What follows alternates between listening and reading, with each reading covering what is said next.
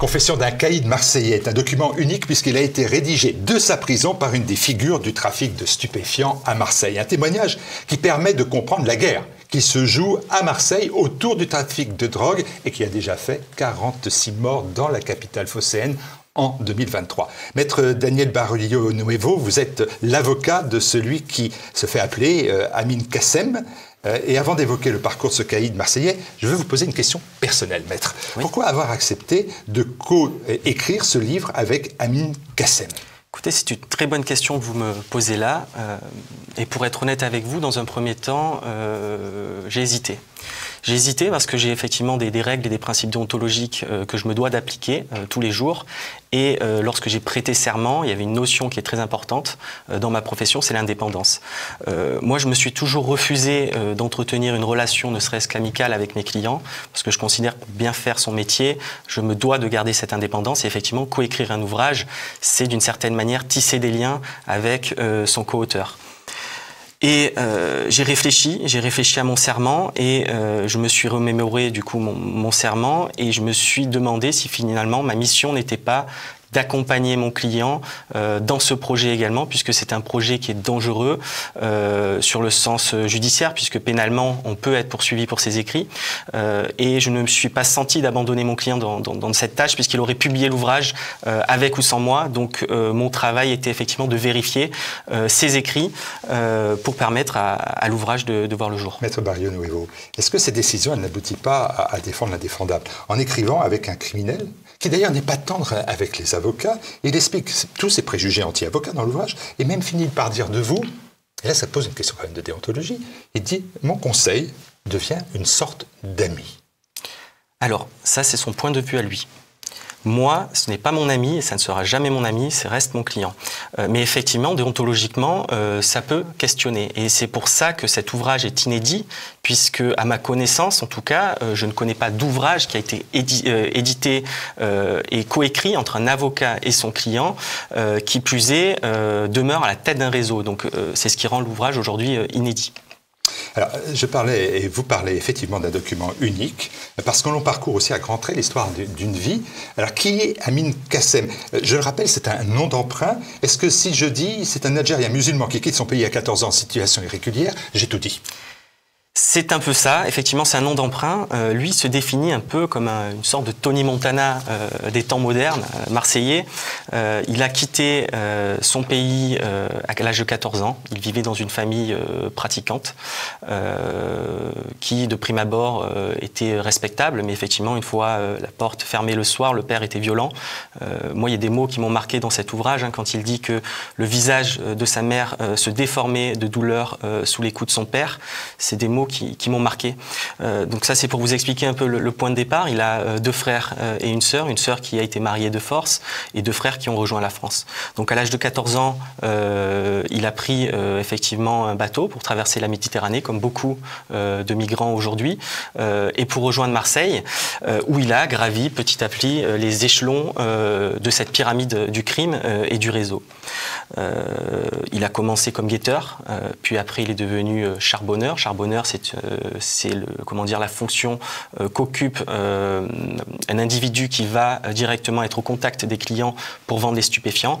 Et on va lui proposer cette codirection, j'ai envie de dire, à la tête du réseau, puisque à l'origine, la principale tête de réseau était incarcérée, donc on lui a proposé cette codirection.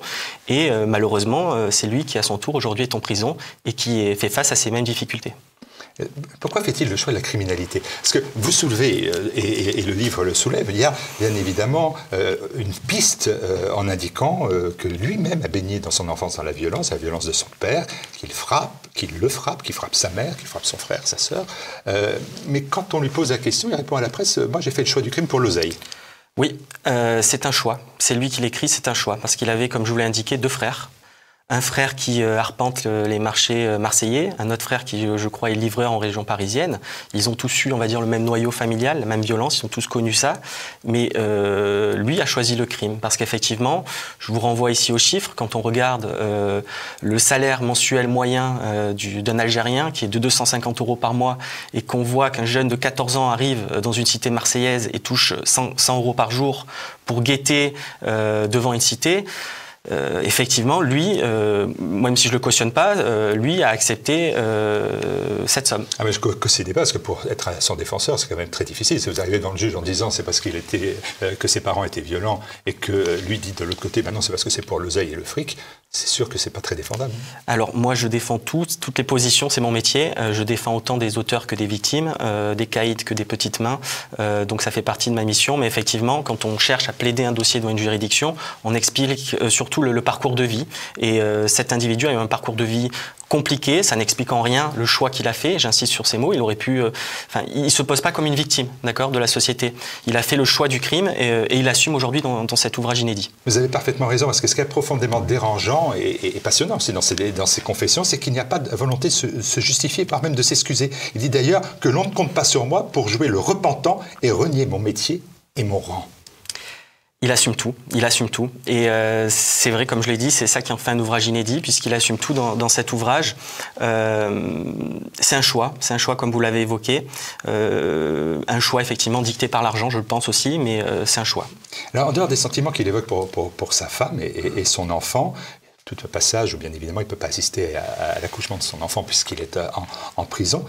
Hormis cela, on a dans l'ouvrage la description d'une personnalité particulièrement froide. Et la question que je me posais, c'était est-ce qu'il est comme cela, ou est-ce qu'il est dans le déni parce qu'il est coupable d'une situation qui crée le trafic de drogue à Marseille et qui a fait non pas les victimes de la drogue, mais les victimes de la vente de la drogue, 46 morts, comme je l'ai dit, depuis le début de l'année. Il ne sent ni coupable ni responsable, alors qu'il continue de diriger son réseau en prison. Il continue de le diriger. Vous savez, je défends beaucoup de caïds, et j'ai accepté aussi cet ouvrage parce que c'est un personnage qui est atypique, qui est intriguant, qui est glaçant. Quand on lit les lignes qu'il a rédigées, on s'aperçoit effectivement qu'il ne regrette rien, et on va dire son seul remords, c'est qu'il n'a pas pu assister à la naissance de son fils. Il voulait pas de fille, il voulait un garçon. Comme il le dit, Dieu lui a offert cette chance et malheureusement il a raté cet événement important puisqu'il était en détention et qu'on lui a refusé de sortir pour assister à cette naissance, puisque si jamais il était sorti, effectivement on aurait dû boucler sûrement une aile de l'hôpital, donc c'était hors de question pour la justice de le laisser sortir et d'assister à cet événement important, et effectivement il ne regrette rien aujourd'hui. Il ne regrette rien, il ne laisse rien de côté. Il vous a choisi, il explique, il vous a choisi sur ses critères propres, et en vous en faisant suivre, faire suivre son avocat. Alors ça je l'ai appris, je ne le savais pas, je n'avais pas cette information quand j'ai commencé, on va dire, ce projet avec mon client, puisqu'il m'a remis petit à petit des bouts qu'il avait griffonnés sur des feuilles. Mon travail, c'était effectivement de tout réunir et de tout vérifier, mais je ne savais pas qu'il m'avait fait suivre, effectivement, lorsqu'il m'avait mandaté. Il m'a fait passer un certain nombre d'épreuves pour pouvoir assurer sa défense, que j'ignorais d'ailleurs, puisque j'ai défendu autant des guetteurs, des passeurs aussi de drogue qui faisaient partie de son réseau qu'une victime, d'accord. Donc j'étais aussi de l'autre côté lorsqu'il m'a sélectionné, on va dire. Mais ça, j'ignorais en tout cas qu'il m'avait fait suivre. Et en toute transparence avec vous, s'il m'avait annoncé la couleur dès le début, déontologiquement déjà, je pense que j'aurais potentiellement même refusé de le défendre, puisque je cautionne pas qu'on fasse suivre aujourd'hui un avocat pour s'assurer, on va dire, de son intégrité. Est-ce que vous pouvez vous assurer de votre sécurité aujourd'hui? Écoutez, moi j'ai prêté serment avec les risques que cela comporte, notamment au niveau de la matière, puisque j'effectue donc diverses missions en matière pénale, mais ça fait partie malheureusement du métier. Heureusement, nous sommes aujourd'hui en France. Heureusement, j'ai une liberté d'expression également, et pour l'instant, je n'ai pas eu de difficulté avec mes clients qui me respectent. Alors, tout au long du livre, il y a une revendication, d'ailleurs, celle de ne pas être français. Ça, c'est une revendication. Il fait le choix de rester en situation irrégulière? Alors, il ne fait pas vraiment le choix, puisque ça fait partie également des missions. Lui, effectivement, il est arrivé dans l'illégalité, puisqu'il n'avait pas de papier à 14 ans. Et après, très vite, il est parti dans les stupéfiants. Enfin, on l'a sélectionné. Il a choisi les stupéfiants, mais on l'a aussi sélectionné, parce qu'on ne prend pas tout le monde quand on est dans un réseau pour guetter. Il faut avoir une certaine confiance en ces jeunes qui arrivent, à qui on va confier une mission délicate que de surveiller l'entrée de la cité. Voilà ce que je peux vous dire. Et il insiste aussi beaucoup sur le fait qu'il est musulman et croyant, et c'est bien évidemment très respectable. Il insiste beaucoup sur ce dernier point, et il insiste aussi sur le fait qu'il y a des accommodements possibles entre son métier et sa foi. Là, vous me parlez de religion. Alors, il faut savoir que... Il en parle beaucoup dans l'ouvrage, hein, c'est pour ça que je vous en parle. Tout à fait, mais il faut savoir que les caïds ne sont pas tous musulmans. Moi, je défends des Corses, je défends des gitans aussi, de catholiques. Lui, effectivement, dans cet ouvrage, il fait référence à la foi qu'il a connue dès son plus jeune âge, puisque son père était l'imam de son village. Donc, il a une vision très carré et structuré de sa foi à lui, que je ne cautionne pas et que je ne partage pas bien évidemment, mais c'est son point de vue et c'est sa vision de la religion qu'il partage dans cet ouvrage. Et puis il y a par moments deux petits moments intrigants, parce qu'il refuse le repentir, il refuse toute victimisation, si j'ose dire. Et il y a ce coup, c'est un comble, il dit dans un moment incroyable où, en fait, c'est un caïd marseillais qui est arrêté. Il dit le procureur, s'il me parle mal, c'est qu'il est raciste. Le policier, s'il m'a arrêté, c'est que c'est le contrôle au faciès. Et je me suis dit, ça, c'est le gamin de 14 ans qui parle, mais pas celui de 35, 40, 45, je ne sais pas quel âge a-t-il aujourd'hui. C'est un aspect très particulier de sa personnalité. Effectivement, comme j'ai eu l'occasion de le rencontrer bien entendu plusieurs fois pour assurer sa défense notamment, et c'est un personnage qui est glaçant, et il ne se pose pas en tant comme victime, et c'est vrai que dans deux passages dans l'ouvrage, on a l'impression que son côté peut-être un peu enfant revient, et c'est ça qui est un peu surprenant. Donc je m'interroge aussi si au niveau psychologique, son discours est tout à fait cohérent, mais c'est vrai que ça ressort dans l'ouvrage. Alors il y a un discours très cohérent, c'est le discours politique, oui, ou entrepreneurial, on va voir les deux termes. Oui. En juillet 2023, pendant les émeutes, notre client indique que les quartiers nord, les quartiers dont il est, entre guillemets, un des parrains des temps modernes, ces quartiers sont restés calmes. Et il explique tout de go que cette absence de violence, c'est sa décision, c'est-à-dire la décision des caïds de la drogue. Pas des politiques, on va dire pas d'Emmanuel Macron, pas du préfet, mais c'est lui qui décide, Amin Kassem, qu'il n'y aura pas d'émeutes dans les cités, tout en autorisant les émeutes dans le centre-ville. Tout à fait. Il faut savoir que le trafic de drogue, c'est à peu près 2,7 milliards d'euros de chiffre. Et dans la cité que dirige monsieur Amin Kassem, c'est à peu près 2 millions d'euros par an, ce qui fait à peu près 80 000 euros par mois de chiffre. Il faut bien comprendre que si jamais des troubles surviennent dans ces cités, c'est tout le commerce qui est affecté. Vous avez des consommateurs qui ne viennent plus et un chiffre qui baisse. Donc bien évidemment, l'intérêt de ces caïds, c'est de délocaliser les troubles et justement, ils utilisent leur pouvoir pour interrompre, on va dire, les troubles dans les cités et inviter les jeunes plutôt à aller vers l'extérieur pour justement manifester leur mécontentement. Et ça a été le cas notamment lors des dernières émeutes, puisque si on regarde l'actualité, vous n'avez pas vraiment de voitures qui ont brûlé, en tout cas dans les quartiers marseillais. Ça s'est fait en périphérie des quartiers, sur le Vieux-Port, vous avez des incidents, mais jamais au cœur même des cités. Et pour répondre à votre question sur les services publics, sur les pouvoirs publics, effectivement, c'est un trafic qui se fait aujourd'hui aux yeux et à la vue de tous, y compris des autorités. Et moi, je me refuse aujourd'hui de croire que l'État n'est pas au courant de ce qui se passe. Et je pense que quand on regarde les chiffres aussi, vous avez à peu près, je pense, 25% de la population marseillaise qui vit du trafic de stupéfiants. Je vous parle que de la partie visible, puisque le trafic de stupéfiants, ruisselle sur toute la société. Vous avez des chiffres qu'on n'a pas, qui ne sont pas statistiquement établis, mais le trafic de stupéfiants est aujourd'hui important et les autorités aujourd'hui laissent faire. Il dit d'ailleurs la plupart des politiciens locaux doivent leur élection à mon business. Tout à fait. Il utilise le terme business. Pour ça, je parlais d'entrepreneuriat, parce qu'on va voir que cette notion de business, il y tient. Oui, c'est un aspect auquel il est attaché, comme il le dit dans l'ouvrage en question. C'est très intéressant d'ailleurs, vous pourrez le constater.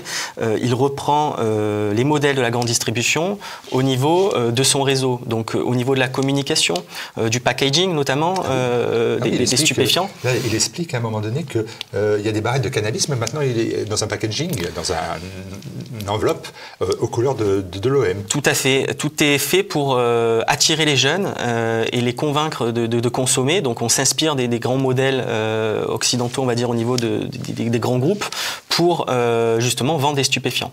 Et c'est ça justement qui en fait, on va dire, un caïd redoutable aujourd'hui. Oui, le commerce puisqu'il a réussi à s'adapter, notamment aussi à travers différents moyens technologiques aussi. C'est ce qu'on n'avait pas justement dans les anciens parrains du milieu marseillais. C'est un caïd qui a su faire avec son époque et qui utilise aujourd'hui des moyens nouveaux. Il utilise de la crypto-monnaie pour faire notamment des transferts au niveau des stupéfiants, puisque quand on n'a pas d'argent liquide, c'est difficile de caractériser notamment une infraction pénale. Donc il utilise les nouveaux moyens pour son business. Caïd 2.0. Tout à fait, on peut dire ça. Et d'ailleurs, Caïd 2.0 qui dit « Le commerce des stupéfiants n'est pas un business équitable ». Oui, c'est ce qu'il confirme. Mais cette phrase-là, elle en dit long aussi sur peut-être l'aspect scandaleux que ça peut représenter pour nos téléspectateurs. Mais il y a encore mieux. Il dit « La drogue n'est pas un à côté de la cité, elle ne forme qu'un seul et même corps ». Ça veut donc dire qu'aujourd'hui, il lie intrinsèquement ces trafics de drogue avec les conséquences que ça a, on les connaît. Oui, tout à fait. La population, avec la vie des cités.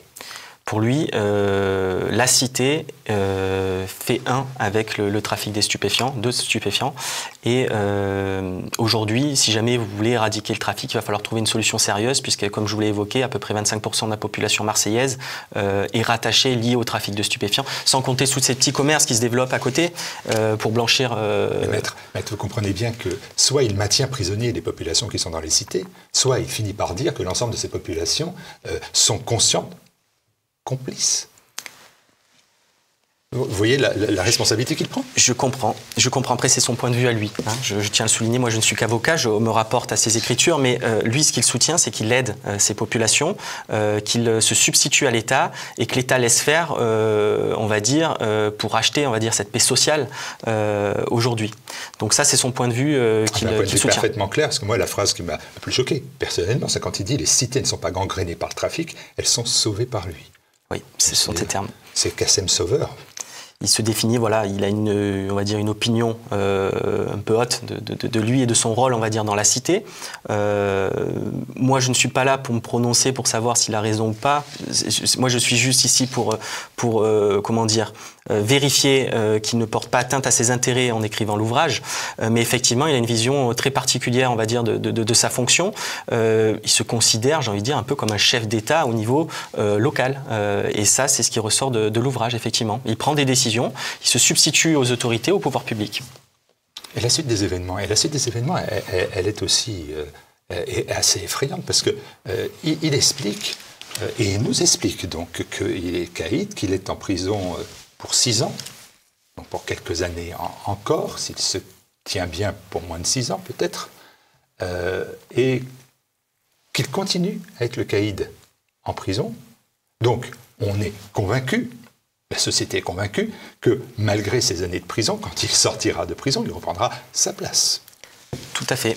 Et il va reprendre sa place. C'est déjà l'échec de l'ensemble du dispositif. C'est-à-dire qu'en fait, il est dans un interlude, si vous me permettez cette expression, dans lequel le business se poursuit et il reprendra sa place et retrouvera cette liberté, c'est-à-dire la capacité de retrouver son épouse, son fils et de vivre sa foi. Malheureusement, effectivement, vous avez des prisons qui sont aujourd'hui de véritables passoires. Vous pouvez faire rentrer et sortir n'importe quoi. La communication aujourd'hui entre la prison et l'extérieur n'est pas bloquée, donc ça permet effectivement de poursuivre le caïda en prison. La difficulté qu'il va avoir, c'est la même qu'a eu son prédécesseur. On peut diriger un trafic à distance, mais rien ne remplace la présence physique sur le terrain. Donc, c'est une des craintes qu'il a aujourd'hui, c'est de ne pas pouvoir maintenir ce respect essentiel à l'extérieur des murs de la prison pour garder les rênes du réseau. Confession d'un caïd marseillais. C'est chez Max Milo. C'est en vente sur tvl.fr, sur la boutique tvl.fr. C'est un document unique. Moi, je n'ai effectivement jamais rencontré de telles confessions coécrites ou surveillées, surveillées aussi par son avocat Daniel Barrio-Nevo. C'est donc un document que je vous invite à lire et qui apprend énormément à la fois sur une histoire d'une vie et sur un comportement, sur un homme qui n'est pas non plus sans ambiguïté, qui peut déposer l'armure pour sa famille et pour sa foi, à quelques instants seulement, mais très précis et très rapide.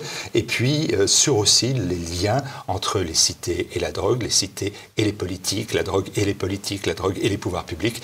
Et bien là, il y a des révélations, disons-le clairement, ou des éclaircissements pour ceux qui, bien évidemment, se doutaient de ce tel comportement. Merci, bon retour à Marseille. Merci bien.